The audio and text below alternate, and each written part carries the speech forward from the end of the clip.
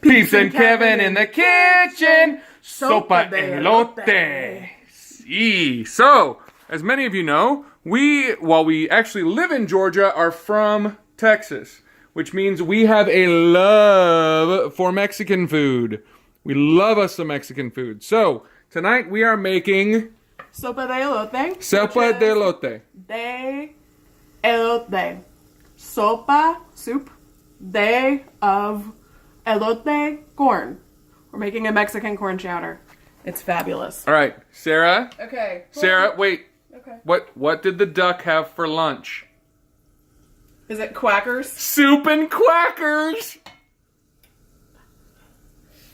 You could quit your job and go on the road with that. I could. You could. So right now we are sauteing a quarter of a yellow or white onion in like a quarter cup of butter. A thing you need to know about this recipe is that it is like not at all healthy. It is super delicious. But it's got corn in it. Corn is healthy. I'm making a modified version of Diana Kennedy's really fantastic version that my mom does. It's basically like 2 cans of regular corn. 2 cans of Mexicorn. Mexicorn? Oh, that's a terrible joke. Like, my jokes are hilarious. Mexicorn is just, that's a terrible joke. Mexicorn is just corn with red and green bell peppers in it. If you have a jalapeno on hand, some hatch green chilies, a poblano, this is a great time to dice it up and saute it with the onion. It's going to be really delicious. So this is not even a little bit healthy, and I was trying to justify it because it sounded good the other week, and I thought of it, and somebody pointed out, making it for you guys is justification enough. Yeah. Because we love you. Also, we love you guys. Also, we live in like coastal southern Georgia, and we get maybe 10 cool days a year. And this is one of them, and we are going to eat some soup, and it's going to be amazing. Damn straight. So, the onion's all soft. Corn. While you're doing that, did you know that the principal of my school brought in a bowl of this stuff? What? It was for the superintendent. Oh, wow. Huh? Wow. Huh? Superintendent? That's so bad, Kevin. No, it's...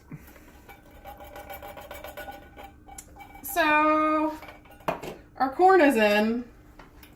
It's approximately, after you drain the water, metric butt ton of corn? It's a lot of corn. It's like 5 or 6 cups of corn. You can make it with fresh corn, like corn on the cob, or frozen corn. You need about a quart of corn and a quart of dairy. My mom goes crazy and uses all half and half because Martha knows no boundaries when it comes to deliciousness. I'm using half and half whole milk, so you know. Half and half whole milk. Yes. That's a lot of halves. That's like 4 wholes. Half and half. Or is it 3/4? Half and half. That's 4 halves. Okay. So do not turn the heat up on this very high because you are going to burn the dairy in no time, and you cannot save that. You just have to dump it out and scrub your pan all day long and cry a little bit because it's going to be really sad because your soup is ruined. So stir it frequently.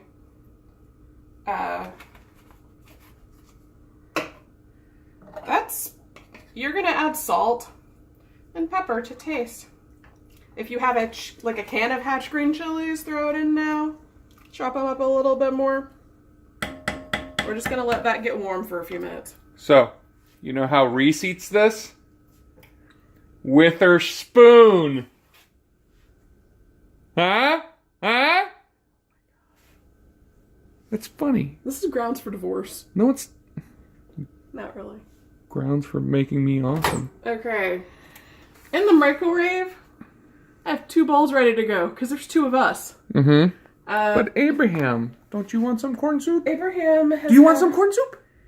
Abraham has had enough exciting things to eat. And Abraham does not get any more non-poodle foods. Yeah, on...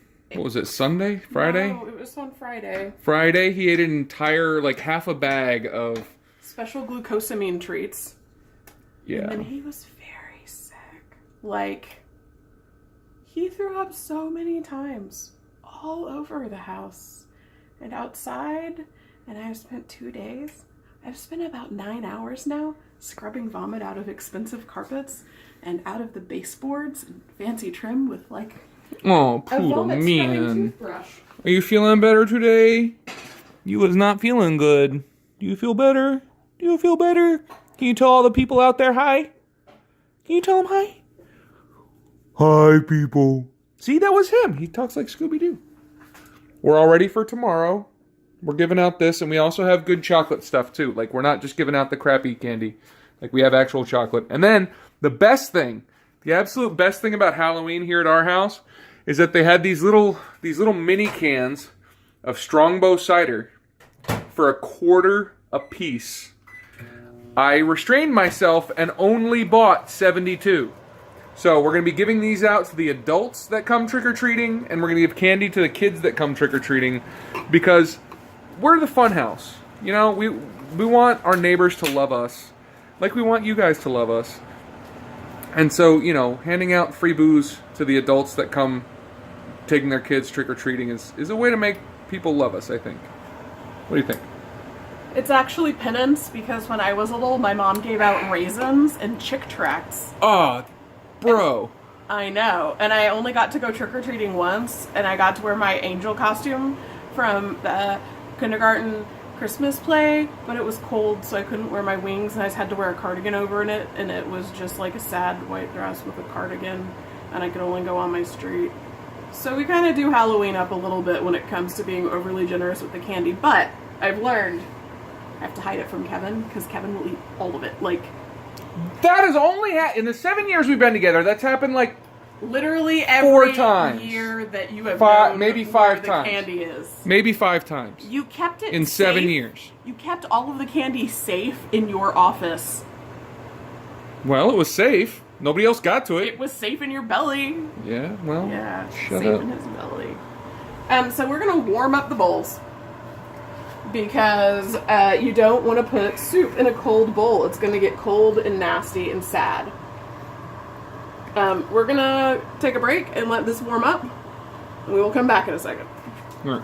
We'll be right back. Oh, wow, that was so quick. Holy man, how did that happen? Oh, that is the magic of TV, ladies and gentlemen. So, what has happened in the time that we skipped right past? Okay, so a few things have happened. One, I remembered that if you want to, you can cut out a lot of the fat, or if you're like sort of lactose intolerant but not really, you could replace like the milk or half of the dairy with chicken broth. So make it a little healthier. But you's allergic to chicken, so... I'm allergic to chicken, and I'm already fat, so we're having the most delicious version. Yeah, fat, baby. Yeah, that's what I'm talking about. Uh-huh. The other thing that has happened is that this has gotten hot. Not as hot as you! So, do not boil the soup. Do not boil the soup. Because it's Hey, dairy. Sarah? What? Should we boil the soup? Yes. So, dairy boils like really fast. Like its tipping over point into boiling is a near thing. And once that happens, it foams over and like explodes over your stove like a horrible volcano. And Aren't you glad nobody in this house has ever actually done that? And that's why I tell you to stop turning the heat up to high when you make your stupid noodle sachets with the milk in them. I've done that. I have boiled all over the place. It takes a really long time to clean the stove after you do it too. So you can get it up to simmering if you just need things piping hot, but like hot enough that you don't want to stick your finger in, it's fine. So we are going... It reminds me of some ex-girlfriends. ...to not dignify that remark. So we want it to get kind of that nice, thick, chowdery consistency. You can toss it in a blender. So it's not chowder. It's chowder. We're not in Boston. It's still chowder. No, it's not. It's spelled chowder. Yes, but it's pronounced chowder. I bet this would do weird things to your beard. Okay, chowder it is. Okay. So this is an immersion blender. It's a useful thing to have in your kitchen, but not useful for very many things. Like, you don't really need one. But it's super handy for basically this exact purpose. Or sauces. So you don't want to like blend the hell out of it and make it, you want it a little chunky, but you know, you don't want it to be like corn at the bottom of a bowl of hot milk. That reminds me though, you know how you make holy water? No. You boil the hell out of it. Huh? So funny. Huh? Huh? Man, I am just on today. You are. Okay, so while you were waiting on the magic of television to happen, I put salt in it. Salt it to taste. You could add a little chili powder if you want. I'm gonna add just a little bit. Oh god, this is the spicy one. I like spicy. Oh gosh. Okay, like just a little. That looks like cinnamon and eggnog. It does. You put nutmeg in eggnog. Is it not this cinnamon? This is Chipotle chili powder from Whole Foods, and it is spectacularly spicy. I mean, you could put cinnamon, but nutmeg is traditional. Oh. Shows you what I know about eggnog. I grate fresh nutmeg over ours whenever I do it. Season to taste. You do you. If you have an immersion blender, make sure the blendy part is actually immersed. Otherwise...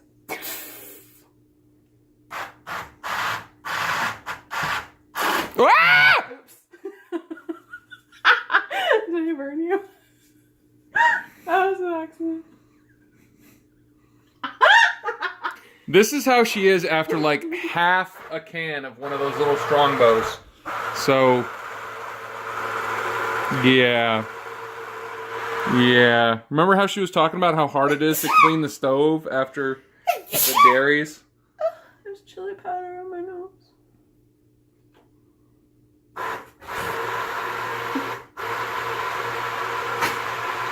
Okay. Well, that's pretty good. You don't want it like pureed? Isn't she the cutest sneezer? I'm not. I'm terrifying. Sometimes I sneeze really big and it hurts my face. And then it still apparently is not actually a big sneeze. No! No, bug! You can't have that. It's cold here, but we still have mosquitoes because... Because when we say cold, we don't mean cold. We mean cold for Georgia. Oh my god, it's like it's like in the 50s. We might die. These are my tortillas. Okay, so here's what we're gonna do to plate it up. If you have super fancy tortilla strips, like you work at a restaurant and just have a fryer going all the time and can do that, do those because they're pretty. We don't, because this is my exploded nursing school house. So tortilla chips, sort of crunch them.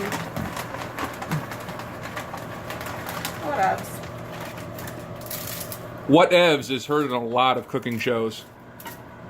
Like, that's a very popular phrase It's a very popular... when talking about cooking. It is. So we have kind of a little handful-ish. Not as much as you do with the Fritos for the Frito pie. You know.